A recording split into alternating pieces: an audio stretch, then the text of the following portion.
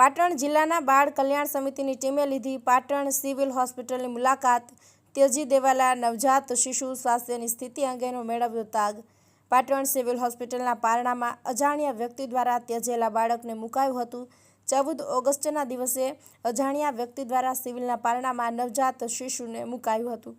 ત્યજાયેલા નવજાત શિશુને સિવિલના પારણામાં મૂક્યાની જાણ જિલ્લા બાળ એકમને થઈ। પાટણ જિલ્લા બાળ એકમ દ્વારા બાળ કલ્યાણ સમિતિને કરાઈ હતી જાણ। બાળક સ્વસ્થ થતાં જ દેખરેખ માટે પાલનપુર બાળ શિશુમાં મુકાશે પાટણ જિલ્લા બાળ કલ્યાણ સમિતિ। તજાયેલું નવજીત શિશુ હજુ આગામી 14 દિવસ સુધી પાટણ સિવિલ હોસ્પિટલમાં સારવાર હેઠળ રહેશે। ડોક્ટર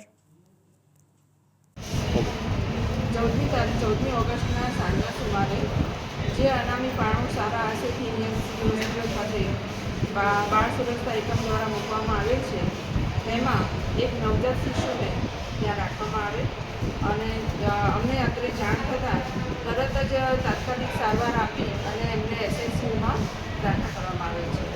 બાળક અત્યારે સારવાર હેઠળ છે અને એના જે રિપોર્ટ વગેરે જે બધા અત્યારે કરાવે છે એમાં પણ ઘણો સુધારો છે। અત્યારે હાલ આપણી સાથે બાળ નિષ્ણાત આપણા ડૉક્ટર રાજેશભાઈ ઠક્કર હાજર છે, તો એમની સાથે આપણે જાણકારી મેળવીશું। 5:40 કલાકે અજાણી વ્યક્તિ દ્વારા અત્રેની જનરલ હોસ્પિટલ પાટણ ખાતે મૂકેલ પારણામાં એક બાળકને ત્યજી દેવામાં આવેલ। એ બાળક હાલત સ્વસ્થ છે અને તે સારવાર હેઠળ છે અને હજુ પણ વધુ સારવારની જરૂર છે।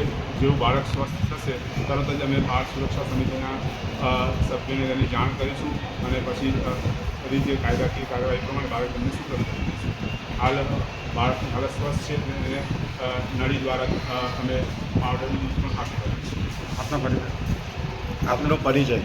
ડૉક્ટર રાજેશ ઠક્કર, બાળ રોગ નિષ્ણાત, સિવિલ હોસ્પિટલ પાટણ। કોરોના સમયમાં પાટણ સિવિલ હોસ્પિટલમાં કોઈ અજાણ્યા બાળક એટલે કે તાજું જન્મેલું બાળક હોય કે એવું કંઈ હોય અને એને ક્યાંક બાળક લોકો ફેંકી દેતા હોય છે અને એ સારા શુભ હેતુસર પાટણ સિવિલ હોસ્પિટલમાં કોરોના કાળમાં એક પારણું મૂકવામાં આવ્યું હતું અને એ પારણામાં કોઈકે 14મી ઓગસ્ટે બાળકને કોઈ મૂકી ગયું હતું અને એ બાળકની સમાચાર જિલ્લા બાળ સુરક્ષા એકમને થતાં એમણે મને જાણ કરેલી અને ત્યારબાદ અમે બાળ કલ્યાણ સમિતિના સભ્યોએ ત્યાં સિવિલ હોસ્પિટલમાં મુલાકાત કરેલી અને બાળકની સ્થિતિ કેવી છે એ જાણેલી।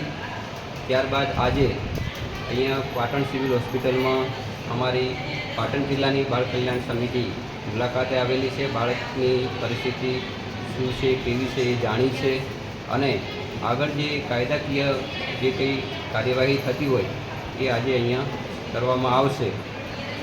આજે હોસ્પિટલમાં બાળક સારવાર હેઠળ છે। ડૉક્ટરો દ્વારા એની ખૂબ સારી રીતે સંભાળ રાખવામાં આવી રહી છે અને ડૉક્ટરોએ સલાહ પણ એવી આપી છે કે હજુ પણ 14 દિવસ સુધી એ જે બાળક છે એ બાળકને અહીંયા સિવિલ હોસ્પિટલમાં સારવાર આપવામાં આવશે।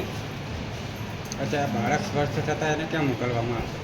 બાળક સ્વસ્થ થતાં એને પાલનપુર જે શિશુગૃહ છે એમાં મૂકવામાં આવશે, પરંતુ અહીંયાથી બિલકુલ સ્વસ્થ થયા પછી એને અહીંયાથી મૂકવામાં આવશે। આપનો પરિચય? હું સુરેશ જોશી, બાળ કલ્યાણ સમિતિ ચેરમેન।